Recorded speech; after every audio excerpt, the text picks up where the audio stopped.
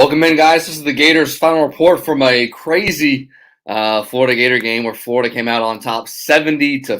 It wasn't a game that a lot of people expected, especially the high-scoring game. Florida hasn't scored this many points since they played the Citadel.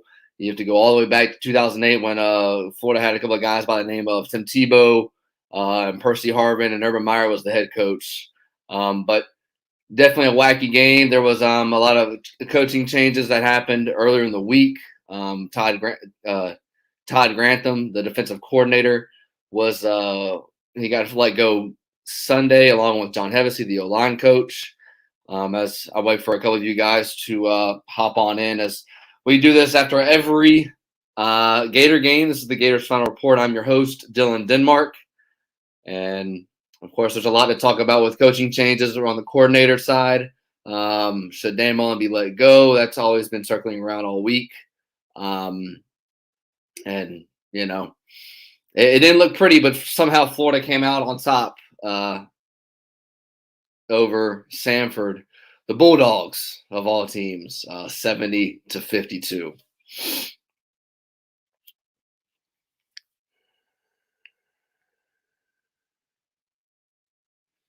As we have a couple people still rolling in as it starts time at 4:30.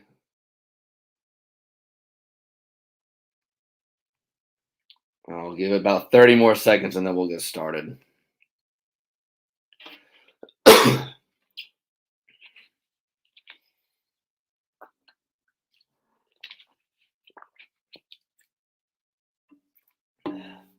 All right, one thing is clear for this Florida Gator team. Number one, I don't understand why, but Florida with Dan Mullen, his guy is Emory Jones. Don't understand why. Anthony Richardson was cleared to play throughout the week.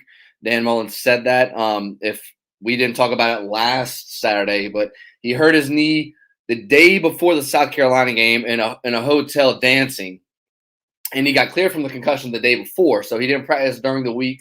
Was cleared either the Thursday or Friday, and then he was dancing in a hotel. I can't make this up. Friday, was cleared to play from the concussion the Thursday, and then hurt his knee Friday. Couldn't play South Carolina. Then he got cleared to play during the week, and I guess Dan Mullen he doesn't want to roll with Anthony Richardson for whatever reason. I think a part of that is it's a part of ego. It's him being stubborn. I think it's Dan Mullen saying, this is my guy. He was loyal to me all these years. He didn't hop in the transfer portal like a lot of players you see in college football. Not saying that it's right or wrong. I don't agree with it. Anthony Richardson has to be your guy, especially the way the season's gone. You were 4-5 coming into today. You have 3 games left. You have to see what you have going for next year because this season's a lost year. This is a lost season. What happens between Samford, Missouri, and Florida State doesn't really matter. If you get to a bowl game, woohoo, congratulations. You get an extra 15 practices for a couple of weeks, and then you play in the toilet bowl right around Christmas time. So Anthony Richardson didn't play. Emory Jones, although, played pretty well. Emory Jones, exactly, went 28 for 34 with 460 yards, 6 touchdowns, no picks, and he led the team in rushing with 10 carries, 86 yards. He just outrushed Dameon Pierce, who had 78 yards. Florida offensively was good. They trailed by 2 touchdowns at one point. I think the score was 42-28. The defense was pitiful. I listened to most of the game on the radio. I saw the first drive on TV. Samford was going tempo. And again, Coach Robinson is probably Florida's best recruiter on the defensive side. He's a linebackers coach. He is the interim D coordinator. Samford goes tempo. Samford is about to run the play at the 2-yard line on the first drive. And there's a D lineman, I forget who it was, try to sub in. And one D lineman that was on the field about to be in a 3-point stance runs in between the center and guard to get subbed out. And then Dan Mullen calls timeout. He's pissed. He throws his hat off. Coach Robinson gets on the team. That's all practice and that's all coaching. That has nothing to do with the players. And I understand the players are your resume if you're a coach. I don't see how this entire defensive staff isn't let go at the end of the year. You see time and time again, this season. It's been consistently inconsistent. You show up against Kentucky, you show up well against Alabama after the second quarter. You get blown off the ball against LSU. The Georgia game was good, but it defensively, Florida's defense played good against Georgia. And then last week, Florida quit against South Carolina. Today, there was on the second drive a busted coverage. I know there was a lot of players that were out. Dan Mullen said in the post-game conference that 30 guys were out with the flu, and they all came back. They were out Tuesday, and they came back. So hopefully Florida's off of that front, and they're done with anything with illnesses. But we're talking about Samford, and I know people. The thing that always kills me with when a Division I team plays an FCS team is you always hear, well, the FCS team has, an SEC player. They had guys. I go D1. Everyone on Florida's roster is D1. Everyone on Florida's roster is an SEC player. Samford probably has a handful, maybe 5, and that's inexcusable. Samford finished with 28 first downs and 530 yards, 416 through the air with 114 on the ground. That's insane.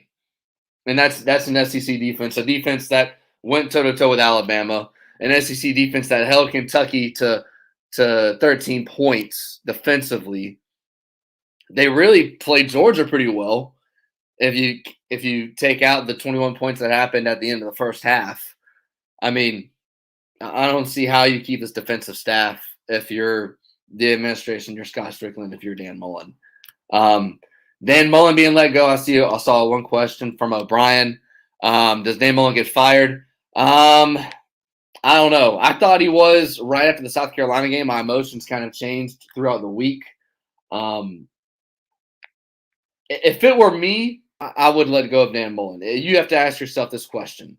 What are your expectations? Florida's expectations are to go contend for titles in the SEC. That means beating Georgia, competing with Georgia, and then competing with Alabama and Nick Saban.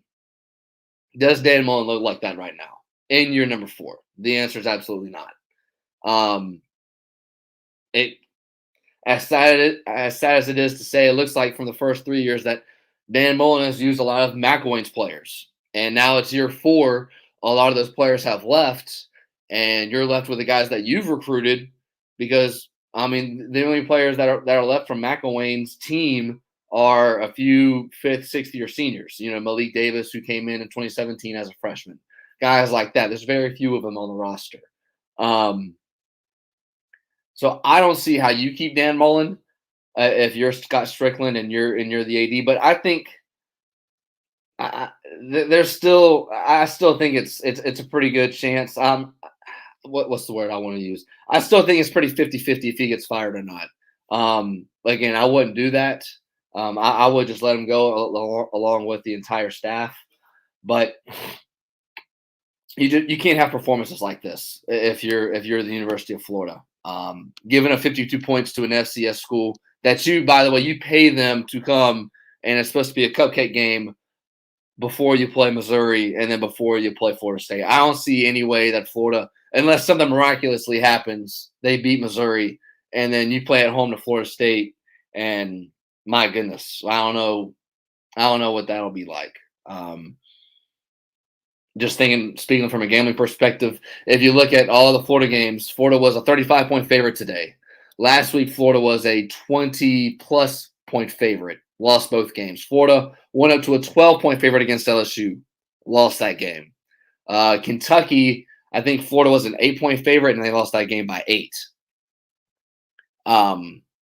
So there's just things. There's reasons why you can't do that if you're at the University of Florida.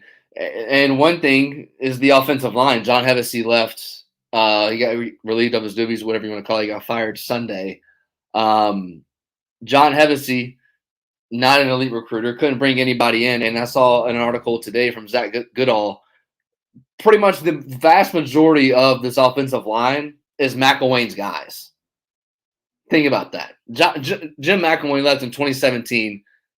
Mullen's in his 4th year. And, you have Ethan White who came recently. but most of the guys that are on Florida's offensive line were either recruited from Jim McElwain, were verbally committed to Florida under Jim McElwain, or they were already on the roster, and that's inexcusable. It ask you can ask anybody, you can ask any coach. It doesn't matter how great of athletes you have on the outside or how great running backs you have. If you don't have time to throw, if you can't create holes, um, that's on the offensive line coach, and that all goes back to recruiting. Dan Mullen mentioned, I think it was Monday when he had his Monday presser like he usually does at 1:00. He mentioned why he let go of the two guys when Mullen previously said, "I'm not going to make any in coaching changes," and it was because the reason he said was the team looks worse than what it was beginning of the season. That's exactly right. Florida offensive line the first 4 games looked outstanding, running the ball at will, having 380 yards rushing on average in their first 4 games against South Florida, FAU, Alabama, and Kentucky. And then since then, it's been off and on. The Kentucky game was pitiful with 14 penalties. I think it was 8 false starts. The LSU game was good offensively, but it was kind of the defense that kind of put you in a bind and put you behind the 8 ball. And then AR came in behind. So we'll see what the coaching changes does, because and this is another thing I want to mention. I've heard this a lot talked about in radio. After the South Carolina game, I heard a lot of people say, "Well, if Dan Mullen is able to win the next 3, or if Dan Mullen can go 2-1, it depends on who he loses to. If he loses to Missouri, if he loses to Florida State, that can't be the reason why Dan Mullen and the staff stays or if he's fired. Your decision has to be made already after that South Carolina game if Dan Mullen stays or if he's let go. And I think Scott Strickland knows. I don't think anything that happens going before today, I don't think anything that happened in these last 3 games decided if Scott Strickland was going to keep or fire Dan Mullen. That's just my personal opinion. Scott Strickland doesn't seem like an emotional guy. He's very level-headed. Not being emotional means you always wonder about everything. You're not pulling the trigger just off of one thing. For example, Florida didn't play well against Georgia, and then they obviously didn't play well against South Carolina. I don't think Scott Strickland making a decision like that and fire him, let him go. So I think Scott Strickland. I don't think the last couple of games are going to decide if Dan Mullen is fired or if he's let go. I think Scott Strickland's already made that decision, and then that decision will come out the Sunday on Thanksgiving weekend after Florida plays Florida State, regardless of win or loss for Florida. As I see a couple of your guys' comments rolling in, as this is the Gators' final report. Florida comes out with a victory 70-52. Florida hasn't scored this many points since 2008 when Florida beat the Citadel. And I wonder how many times Florida's given up that many points. I didn't hear the stat. I was listening to Mick Hubert on the radio that Samford obviously scored 52. Florida scored 70. They haven't scored that many points since 2008. And that's crazy to think of if you think about all the talent that's came to the NFL. Again, I understand that, you've had Muschamp, you've had McElwain, but, to not reach that number was pretty surprising once you heard the stat that I did on the radio. Driver Lane drops a comment. I've been patient. Team fundamentals are a joke. That's coaching. Recruiting not up to par. That's coaching. Team is not playing hard. Again, coaching. Time to pull the plug. Yeah, I agree. And it's coaching. It's recruiting. It's the guys not playing for you.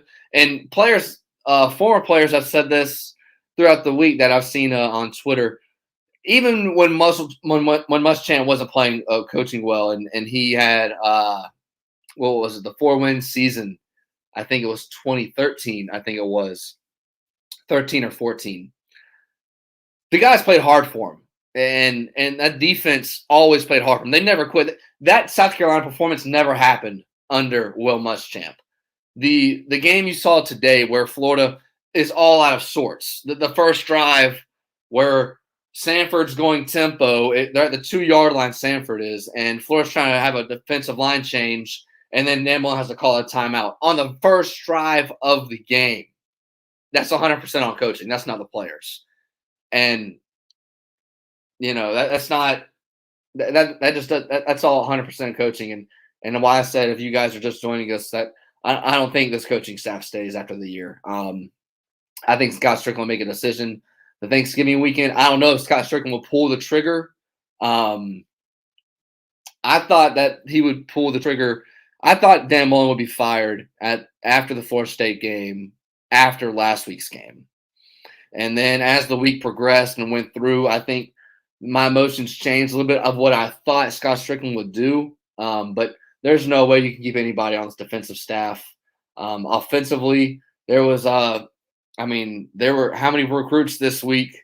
I think it was 2 flipped away from Florida and then went to Georgia. And one of them said, quote, no one, I haven't kept a close relationship with anybody. And I think he mentioned Billy Gonzalez's name. Like that's part of the job, coach. When you're not in season the 3 months and when you're not in spring ball, you're on the road recruiting. I remember Nick Saban. I forget what national title it was, but Nick Saban was asked when he's on the podium with the team on the stage, holding the trophy that you just won the national title, and I forget who the reporter was. They asked Nick Saban, "What are you doing tomorrow, Coach?" And Nick Saban says, "Well, I'm recruiting," and that's the mindset you have to have. So Florida letting go of their offensive line coach John Hevesy, whoever that offensive line coach, and this was mentioned in Zach Goodall's article. He covers Florida for Sports Illustrated. That offensive line coach has to be an ace recruiter because you have to catch up so much from the line play, from the guys that don't have the talent, because it hasn't been up to par at all.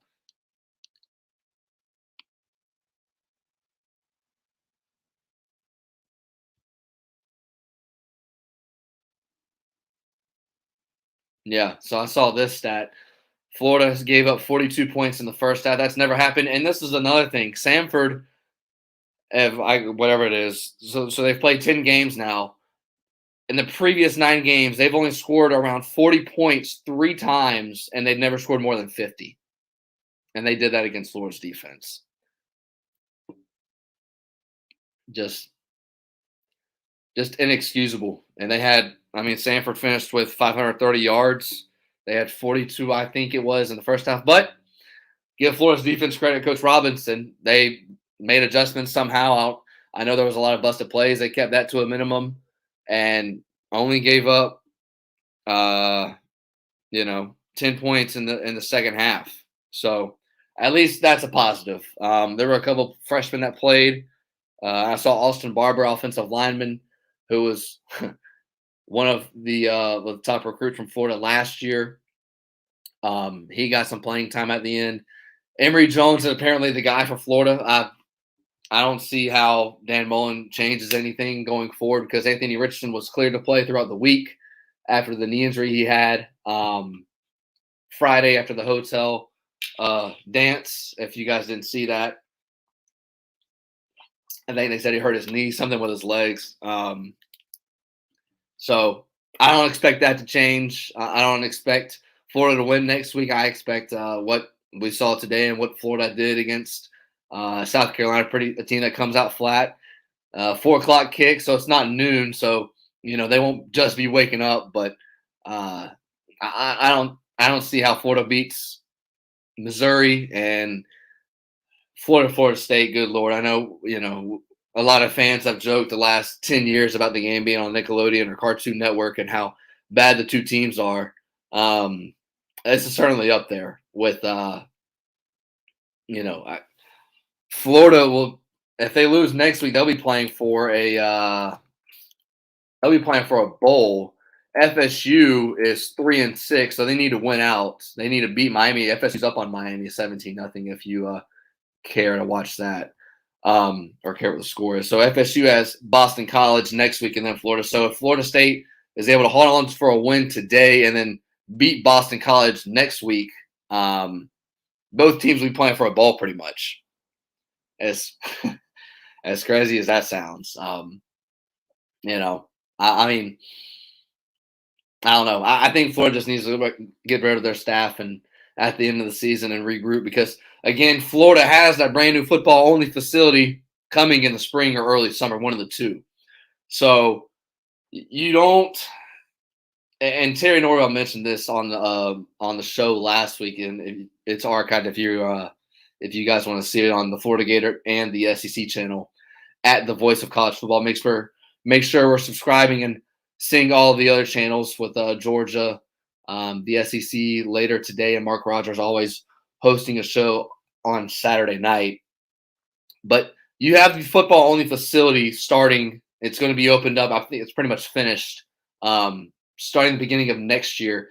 And you don't want to be part of a program where you kind of know that, if you're the administration, that you're going to let go of Dan Mullen if you're going to give him 1 year, because then it's just 1 year sets you back 3 years. And Terry mentioned this Owens College Sports today. You catch his Facebook show. If you know you're going to let go of a guy and you know that guy is not the guy, and I think Florida fans will mostly agree that Dan Mullen is not going to be the guy. Dan Mullen is not going to be a person that is going to take you consistently to the SEC and get you in playoff picture, get you in playoff berths. Why still have him? His buyout's $12 million. Figure out a way to deal with that. Whether if you want to pay him all up front or give him lump sum, do whatever. July 1st, give him $2 million every year for the next 6 years or whatever. Let the boosters and the administration deal with that. But, this is the time where Florida has to keep the ball rolling, specifically with recruiting, because you get that football-only facility, something that should have been done years ago, and Florida is just now up to par with Alabama and just now up to par with Georgia and all the good teams when it comes to facilities. And it all goes back to recruiting. I call high school football games in Jacksonville, and I was talking with a coach, and his son was he graduated in 2018 in high school, obviously pre-COVID, and he went through a lot of junior days with Georgia and Alabama and so on and so forth. And the coach was always a Florida fan growing up, and he said, seeing what Florida's facilities were like, and then seeing every other school, specifically in the SEC, it's a lot different. And, players, when they're 17, 18 years old, they care about what's cool. Having, all of the, he was mentioning like Alabama, every plastic cup had a national championship logo on it. When you're riding around Georgia on their shuttle bus, they have, it's like there's like a video, it's like an aerial, it's like a 360, Georgia, when they beat Oklahoma and they're going to play Alabama in the national title game, things like that. Florida's lag behind, and the coach was telling me, he would get fired up listening to the band and running out of the tunnel, and kids just don't care about that. Not as much as they did before. And, it's one of those things where you have to keep up with the Joneses because, well, if Alabama, Georgia, Ole Miss, and everybody else is doing it, you kind of have to play and tag along with them, or else you're going to be left behind. I use the iPhone analogy. You can keep using iPhones and you keep using iPhone 3, but everybody else using the iPhone 12 and they're getting better internet and better service. You take your pick, what you want. Driver Lane drops a comment. Thank you guys for keep dropping these comments. As he said, Jeremy Foley said it best. What must be done eventually must be done immediately. Yeah, and that goes pretty much to what Terry was saying. I saw that, and I think it was a Nick Delatorre article that was written earlier this week. He's exactly right. I mean, why wait when you know he's not the guy? Why wait when you know that you're going to let him go eventually? Pay him whatever he needs, give him his buyout, $12 million, and let him walk so that you can start fresh, start the staff. Because also you have to consider this right now. Think about all the teams right now that are looking for a head coach. USC, LSU, and also TCU. TCU's not in that same caliber, but I'm just talking about Power 5 schools right now that are looking for coaches.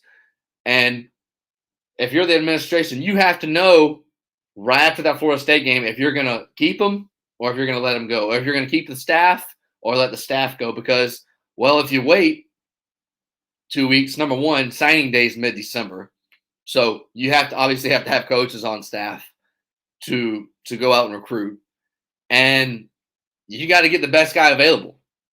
And my opinion, I think Florida's job is better than LSU. LSU, you're in the SEC West. You're playing in the toughest division. You're playing in the SEC. Florida's program isn't – Florida's program to me is not as broken as it is for LSU. LSU has a lot of issues off the field. Florida's issues are mostly on the field, and it goes to recruiting. And speaking of recruiting, I looked at it today. The 2022 class, if you look in-state, the top 50 guys, Florida has 4 of them. 4 of the top 50 guys in the state of Florida and 24/7's top 50, regardless of position, only 4 guys are committed to Florida.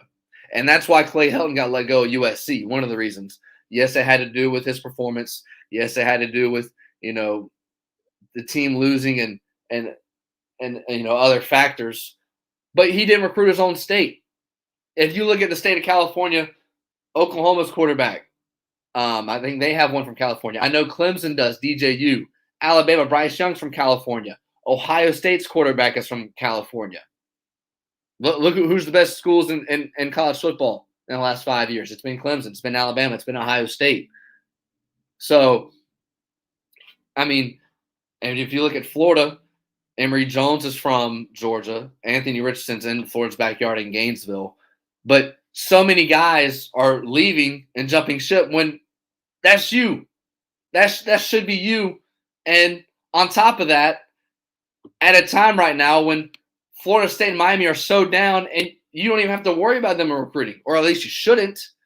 And we're here now, and I mean, Miami has a better recruiting class right now than Florida. I think Miami last I saw was 11th in the 2022 class.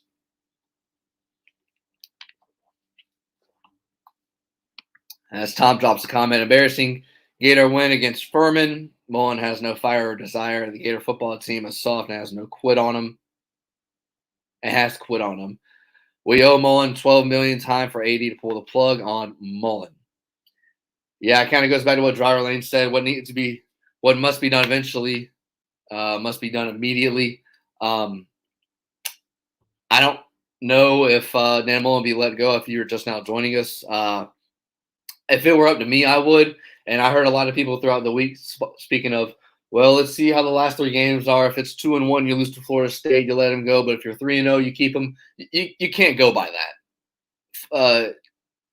I mean, we're talking about an FCS school, a Florida State team that's probably one of the worst teams it's had since 1976, and a Missouri team.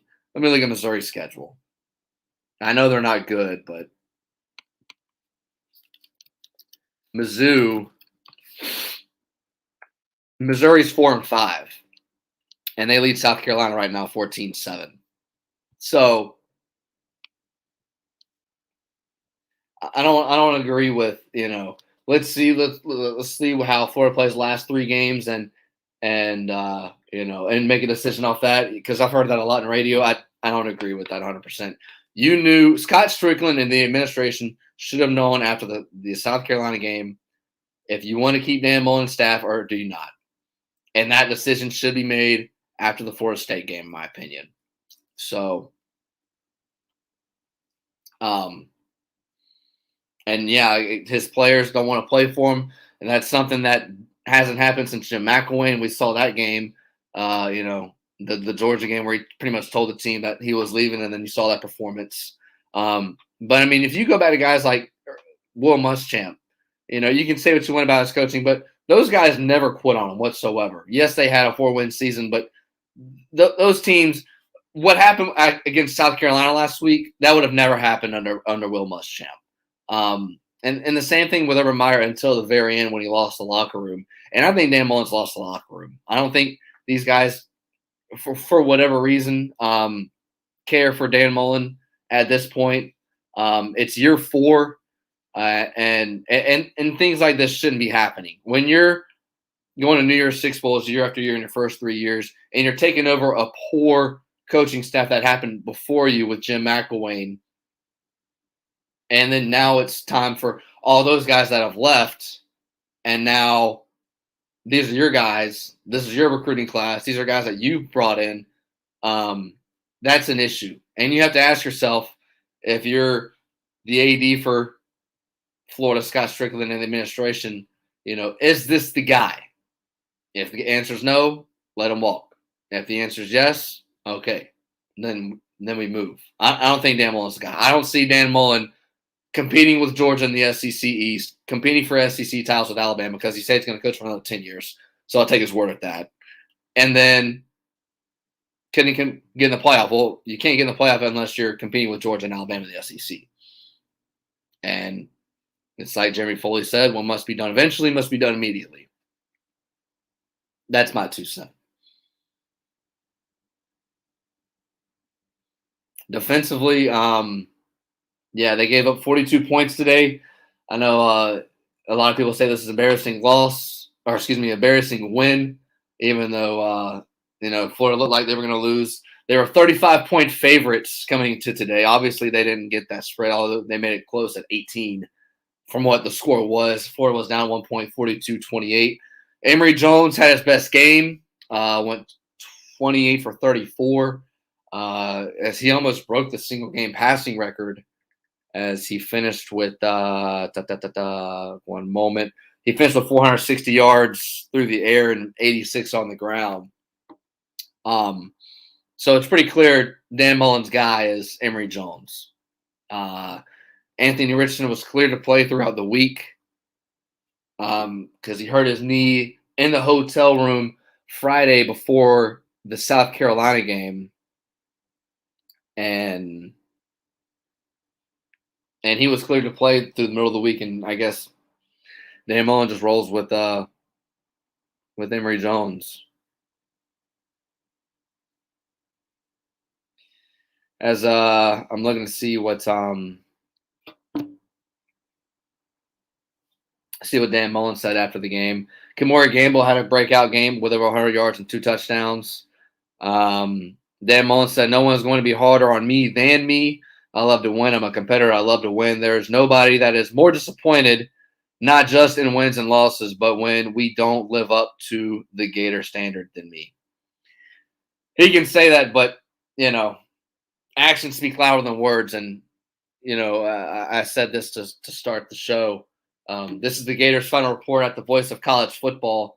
We're on the Florida Gator and the SEC channel. Make sure we're subscribing to both channels, giving us a thumbs up, and make sure we're watching all of the other live shows and post-game shows throughout the day. Georgia has theirs after the Tennessee game. Oklahoma has theirs after they lost to Baylor. And obviously, always Mark Rogers has his post-game show, The Voice of College Football, every Saturday night. Dan Mullen says one thing, and what's on the field is a completely different thing. And I didn't see the game on TV a lot. I was running around, and I heard the game on radio. But in that first drive, you have a new interim coach, Coach Robinson. Then Dan Mullen let go of Todd Grantham Sunday. And I understand that the coaches, have a lot of emotion one way or the other, because when you're around guys, regardless of what fans think, when you're around guys every day, those guys are pretty much like family. And, I think some of the guys, someone said on radio during the Gator game that, it felt like a divorce, that, you're with them every day and then he's gone. But Samford was going tempo, and Florida's D-line is trying to switch out when Samford's about to run a play. That's just that was an excuse one, and it didn't look good. Specifically, when Florida's coming off their worst performance in a long time against South Carolina. You would think that after Florida lost to South Carolina the way they did, that this week of practice would be crisp, that, the coaches would be on the players, etc., things along those lines. And It didn't certainly look like that to start. Now Florida's defense adjusted in the second half, only giving up 10 points as Samford had 42. Um, Luckily, the offense scored 70, the most points they've scored since '08 when Florida played the Citadel. But it just doesn't feel like the players want to play for Dan Mullen. And then obviously the crowd today, it was announced. I don't know if you guys saw 70,000. It looked like the beginning of the game there were dozens at the game. As no surprise that students didn't go to the game. As I mean, you can't. That's pretty much what I expected from the student section.